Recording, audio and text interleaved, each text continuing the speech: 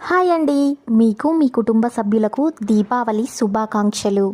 ఈ దీపావళితో మీ ఇంటి నిండా వెలుగులు నిండాలని కోరుకుంటూ అసలు దీపావళి ఎందుకు జరుపుకోవాలి అనే విషయం గురించి తెలుసుకుందాం. దీపావళి అంటే దీపాల వరుస. మనం ఆ రోజు దీపాలు ఎందుకు వెలిగిస్తామో తెలుసుకుందాం. పూర్వం ద్వాపర యుగంలో సత్యభామ శ్రీకృష్ణునితో కలిసి నరకాసురుణ్ణి వధించింది.